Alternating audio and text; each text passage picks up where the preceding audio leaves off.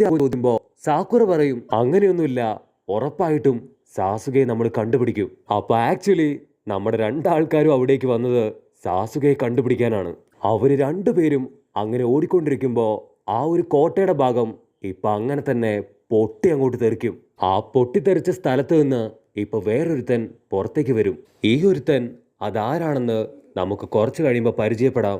നമ്മുടെ സാക്കുറ ആ ഒരു ബിൽഡിംഗ് ഇടിഞ്ഞു വീണ ആ ഒരു സ്ഥലത്തേക്ക് ഇപ്പൊ ഓടിയെത്തും. അവിടേക്ക് ഇപ്പൊ നറൂട്ടോ എത്തുമ്പോ അവര് രണ്ടുപേരും ദൂരത്തായിട്ട് കാണും സാക്ഷാൽ സാസുകയെ.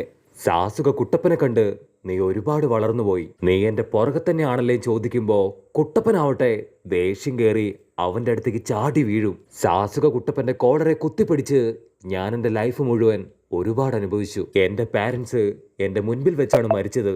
അതിന് കാരണക്കാരനായ ഹിറ്റാച്ചിയെ അവനെ തകർക്കാതെ ഞാൻ അതിനെവിടേക്കും വരില്ല. നിങ്ങൾ എത്ര ശ്രമിച്ചിട്ടും അതിന് യാതൊരു കാര്യമില്ല എന്ന് ഇപ്പൊ സാസുക പറയും. അവൻ ഒരു സെക്കൻഡ് ഇപ്പൊ അവന്റെ ഫാമിലിയെ കുറിച്ച് ആലോചിച്ചിട്ട് കുട്ടപ്പനോട് ചോദിക്കും, ഇത്രയൊക്കെ ആയിട്ടും എന്തുകൊണ്ടാണ് വീണ്ടും നീ എന്നെ ഫോളോ ചെയ്യുന്നത്? എന്നെ എന്റെ വഴിക്ക് വിടാൻ പറയുമ്പോ അതിന് കുട്ടപ്പൻ പറയും, എനിക്ക് എന്തോ ഒരു സ്നേഹം അത് നിന്നോട് തോന്നുന്നു. നമ്മൾ രണ്ടുപേരും തുല്യ ദുഃഖിതരാണ്, അതുകൊണ്ട് എനിക്ക് ആ ബോണ്ട് അത് നഷ്ടപ്പെടുന്നില്ല. അതിന് സാസുക പറയും, ആ ഒരു ബോണ്ട് അത് ഞാൻ ഇപ്പൊ തന്നെ തകർക്കും. നിന്നെ കൊണ്ട് അതിന് ഒരിക്കലില്ല. അങ്ങനെ കഴിയുകയാണെങ്കിൽ അന്നേ നീ അത് ചെയ്തേനെന്ന് ഇപ്പൊ കുട്ടപ്പൻ പറയും. അപ്പൊ സാസുക ഇപ്പൊ ഒരു ഫ്ലാഷ് ബാക്കിലേക്ക് പോവാണ്.